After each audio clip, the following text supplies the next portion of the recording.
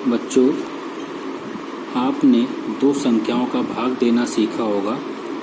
जैसे हम 15 में 6 का भाग दें तो इसको लिखोगे आप 15/6।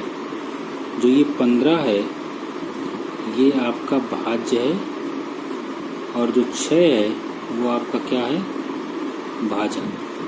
तो देखो हम लोग भाग देते हैं, इसमें भाग 6 का भाग इस तरीके से हम लोग बताया जाता है।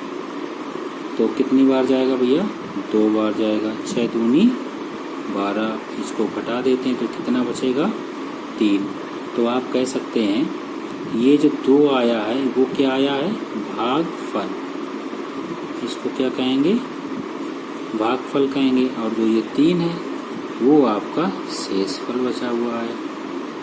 तो इतनी बात हमारे समझ में लगता है आपको समझ में आ गई होगी। तो कहने का मतलब इसको हम लिख सकते हैं कि जो 15 है वो बराबर 6 गुणा 2 प्लस 3। तो ये जो हमारे पास 15 था ये है आपका भाज्य और जो 6 है वो आपका भाजक है, ठीक है। और ये जो 2 है 2 आपका भागफल है और जो ये 3 है वो क्या है, शेषफल। ये बात समझ में आ गई। इससे एक रिजल्ट हम लोग बना सकते हैं, वो ये कि भाज्य बराबर भाजक। देखिए ये आपका भाज्य है, ये भाजक और ये भागफल और ये आपका शेषफल। तो भाज्य बराबर भाजक इंटू भागफल प्लस क्या बन जाएगा, शेषफल। इतनी बात आपको समझ में आ गई होगी। ये रिजल्ट हमें क्या करना है, हमेशा याद रखना है। इससे रिलेटेड बहुत चीज़ें आपसे पूछी जाएंगी आगे चल करके कि भाज्य बराबर भाजक इंटू भागफल प्लस शेषफल होता है। तो यहाँ पर शेषफल हमारा 3 बच रहा था। कुछ इस तरीके की संख्या लेते हैं अब, जैसे हम 12 में 6 का भाग दें, ठीक है। तो इसको करने के लिए हम लोग क्या करेंगे, 6 के 12, तो 6 दूनी 12। ये हमने छोटी संख्या इसलिए ली कि आपको बात समझ में आ जाए। तो यहाँ पर आप देख रहे हैं भागफल कितना है, यहाँ आपका भागफल है 2 और बच्चों शेषफल कितना है, शेषफल 0 है। देखो यहाँ इस स्थिति में और इस स्थिति में अंतर इतना है कि यहाँ शेषफल 0 है और यहाँ शेषफल 3 है। यहाँ पर आपका 0 और यहाँ पर आपका 3, ठीक है। तो एक स्थिति में 0 आ रहा है शेषफल और एक स्थिति में 0 आ रहा है। तो जब 0 होगा तो हम कहेंगे कि 6 जो है वो 12 का एक गुणनखंड है। कहने का मतलब 6 जो है 12 का एक फैक्टर है, या 12 6 का एक गुणज है। 12 6 का एक क्या है, गुणज है। अब हम लोग, ये तो संख्याओं की बात रही, क्या हम एक बहुपद को दूसरे बहुपद से भाग दे सकते हैं? तो इसके लिए हमने एक बहुपद आपका ले लिया 2x³ plus x² plus x। इसमें हम x से भाग दे रहे हैं, ठीक है। तो x से भाग देने के बाद ये लिखा क्या जाएगा, ये जो x है उसका भाग सभी पदों में हम यहाँ दे देते हैं। 2x³ बटे x प्लस x² बटे x प्लस x बटे x। तो आपने देखा होगा भाग में अगर आधार समान है, घातांक अलग अलग हैं, तो भाग में घातें घट जाती हैं। तो यहाँ पर देखें, सबसे पहले इसकी घात 3 है, इसकी घात 1 है, तो यहाँ पर घातें घटेंगी। तो यहाँ x की घात 3 से 1 घट जाएगी, 2 बचेगी, प्लस यहाँ पर 2 घात है, यहाँ 1 घात है, इसको घटाओगे तो क्या बचेगा, x की घात 1 बचेगा, प्लस x की घात यहाँ भी 1 है, यहाँ भी 1 है, तो ये बच्चों बचेगी x की घात 0। 1 से 1 घटाओगे 0 बचेगा। तो ये आ गया 2 इंटू एक्स की घात 2 प्लस एक्स की घात 1 लिखी नहीं जाती, एक्स लिख देंगे। और आपको पता है किसी की घात 0 का मान कितना होता है, 1 होता है। तो हम ये कह सकते हैं कि दिए हुए बहुपद में प्रत्येक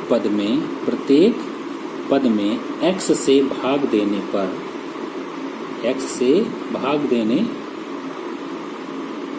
पर ठीक है,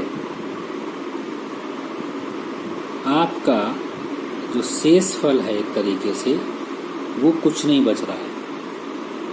ठीक है, तो ये भी हम कह सकते हैं कि दिए बहुपद में प्रत्येक पद में x जो है वो सर्वनिष्ठ माने कॉमन है। तो जो x था वो प्रत्येक पद में क्या था, कॉमन था। तो इसलिए हम इसको ये भी कहेंगे कि 2x की घात 3 ठीक है plus x square plus x बराबर। तो एक तरीके से ये हमारे पास भाज्य है और ये भाजक है। ठीक है, तो भाज्य बराबर क्या होता है, भागफल इंटू भाजक। तो भागफल हमारे पास कितना बचा है, 2x square plus x plus 1 ये बचा है आपका भागफल।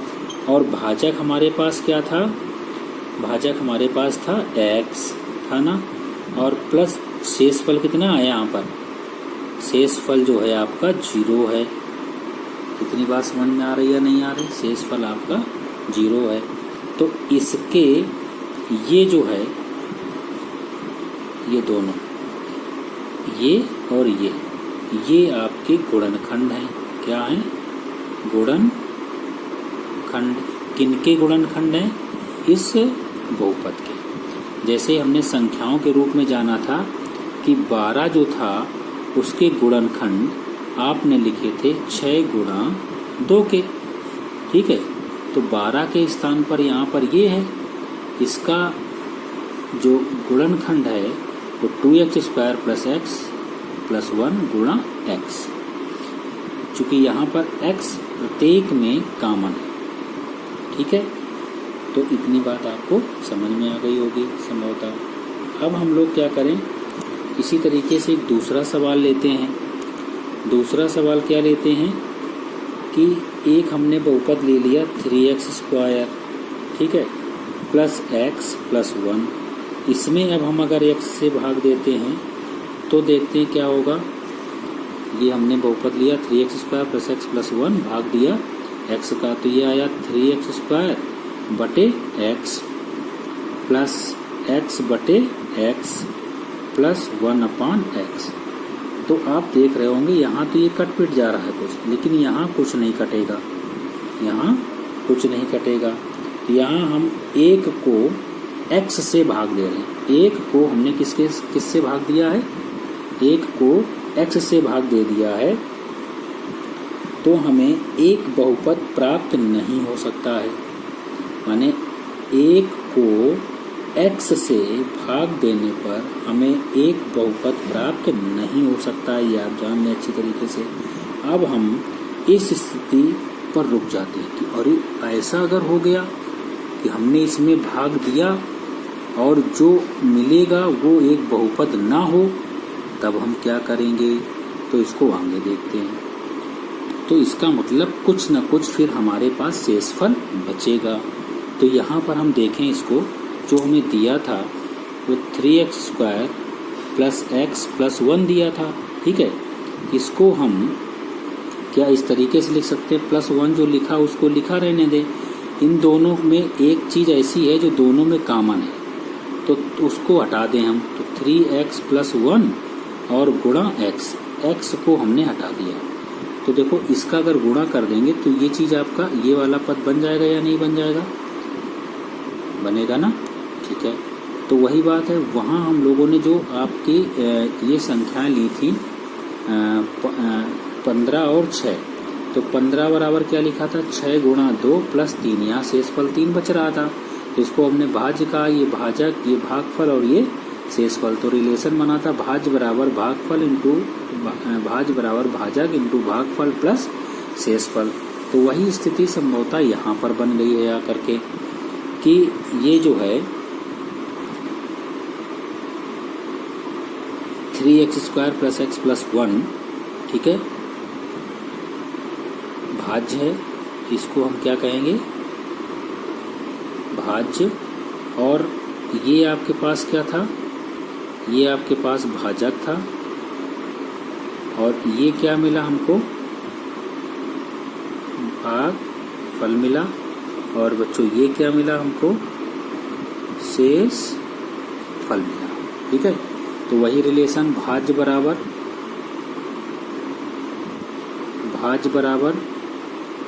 भाजक गुणा भागफल लिख दो, या भागफल गुणा भाजक लिख दो। तो हम इसको जनरली ये लिखते हैं भाजक इंटू भागफल प्लस शेषफल, ठीक है। तो ये रिलेशन हमें क्या करना है, याद रखना है। तो यहाँ पर हम देख रहे हैं कि क्या x बहुपद 3x² + x + 1 का एक गुणनखंड है, क्योंकि शेषफल शून्य नहीं है, इसलिए ये x जो होगा इसका गुणनखंड नहीं होगा, ठीक है बच्चों। देखो अब हम लोग एक उदाहरण लेते हैं। एक हमने बहुपद लिया 3x⁴ - 4x³ - 3x - 1, और दूसरा बहुपद लिया x - 1। तो x - 1 से हम भाग देंगे इसमें। तो किससे भाग दे रहे हैं उसको यहाँ लिखेंगे x - 1 से। x - 1 से भाग दे रहे हैं, किसमें भाग दे रहे हैं, 3x⁴ - 4 - 4x³ - 3x - 1। तो देखो इसको करने के लिए हम लोग क्या करते हैं, जो हमारे पास भाज्य है, नहीं सॉरी, जो भाजक है उसको देखें और जो भाज्य है उसको देखें। तो जिसमें भाग देना है, इसमें भाग देना है, किसका भाग देना, इसका। तो जिसमें भाग देना उसके प्रथम पद को देखें, केवल प्रथम पद को, और जिससे भाग देना है उसके प्रथम पद को देखें। तो आप देखेंगे 3x की पावर क्या लिखा है, 3x⁴ अपान x, इसका भाग दे करके देखें कितना बच रहा है। तो भाग में घातें घट जाती हैं, ठीक है। तो यहाँ 4 घात है, यहाँ घात है 1 है, तो ये 3x की घात कितना बचेगा, 3, 4 से 1 गया, 3 बचा। तो अगर हम लोग x - 1 का भाग इसमें देंगे तो वो कितनी बार जाएगा, 3x की घात 3 बार जाएगा। तो ये हम लोग लिख देंगे 3x की घात 3, ठीक है। फिर इसका मल्टीप्लाई यहाँ करते हैं, तो इसका इसमें गुणा करेंगे, तो गुणा में घातें जुड़ जाती हैं, इसकी घात 1 और इसकी घात 3 होगी, तो ये घात बना देगी 4। तो गुणनफल आ जाएगा 3x की घात 4। फिर इसका गुणा इसके साथ करेंगे, 3x की घात 3 में -1 का गुणा करेंगे तो केवल माइनस आ जाएगा चिन्ह, और 3x की घात 3 हो जाएगा। इतनी बात संभवतः समझ में आ गई होगी आपको। अब हम इसको घटाते हैं, भाग देने के बाद क्या करते हैं, घटाते हैं।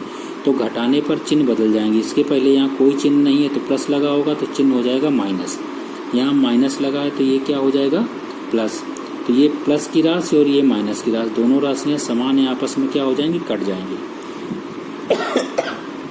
ये x⁻³ वाला पद है, तो ये -4x⁻³ है, और ये प्लस का, अब ये वाला चिन्ह देखेंगे, ये चिन्ह नहीं देखेंगे, तो ये बचेगा -x⁻³ अब इसको पूरा नीचे ले आओ, -3x -1।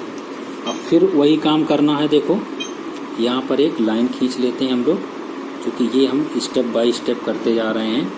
अब फिर से इसके पहले पद को देखें, इसका पहला पद कितना है, -x⁻³ और जिससे भाग दे रहे हैं उसका पहला पद कितना है, वो x से इसमें क्या कर दें, भाग दे दें। तो भाग में घातें घटती हैं तो माइनस का चिन्ह माइनस रहेगा, 3 से 1 घट गया तो x की घात कितना बचा, 2 बचा।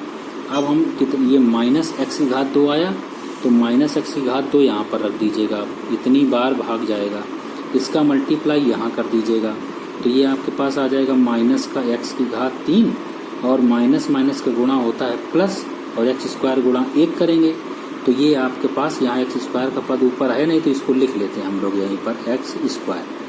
अब इसको हम क्या करेंगे, घटाएंगे। घटाने पर ये माइनस है, चिन्ह बदल जाएगा, ये प्लस हो जाएगा और ये क्या हो जाएगा, माइनस हो जाएगा। तो ये आपस में क्या हो जाएंगे, कट जाएंगे। ठीक है, अब देखो यहाँ पर एक्स स्क्वायर, तो इस सब पूरे को हमें एक उसके रूप में लिखना है।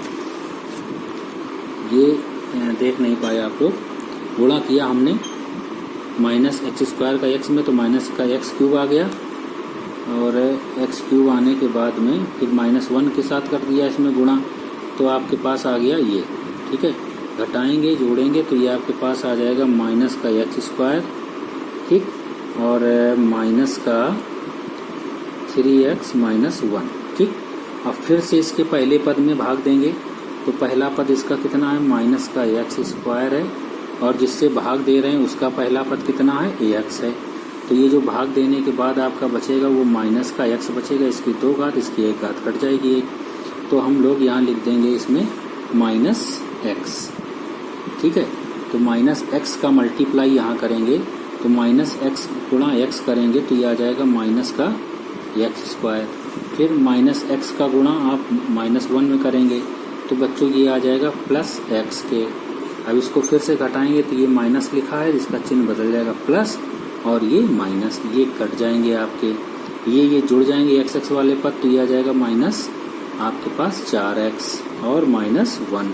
ठीक है, इतनी बात संभवतः समझ में आ गई होगी। अब भाग देखो कब तक देते रहते हैं, जब तक इस घात की अपेक्षा ये घात छोटी नहीं प्राप्त होगी।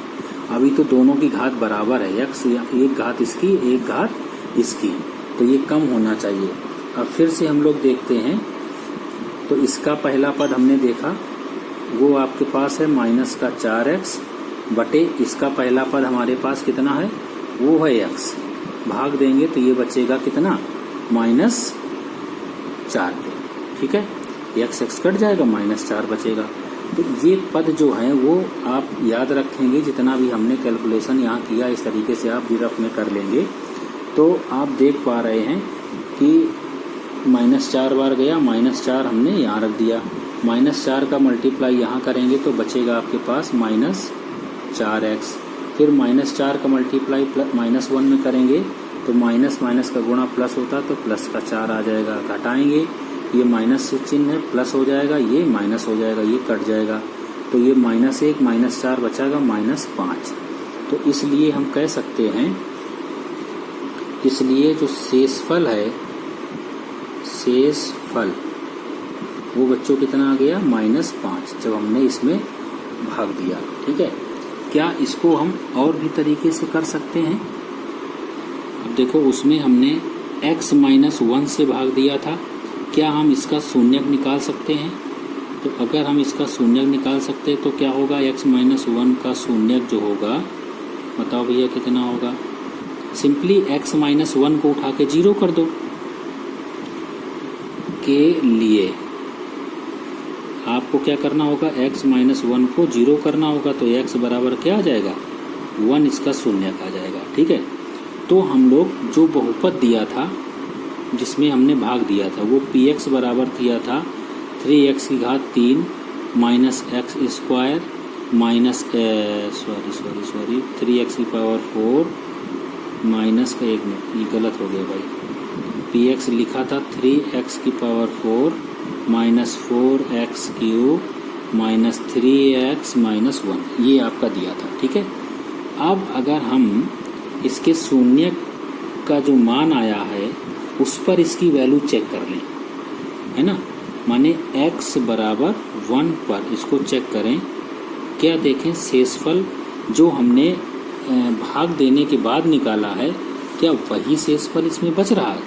देखते हैं, 3 × 1 की पावर 4 -4 × 1 की पावर 3 -3 × 1 -1, तो ये आपके पास 3 × 1 की पावर जितनी भी कर दीजिए 1 आएगा, -4 × 1 -3 × 1 करेंगे 3 आएगा, माइनस का 1, तो ये आपका 3 -4 -4 के, तो ये बच्चों आ गया 3 -8 के, तो कितना बचा, -5।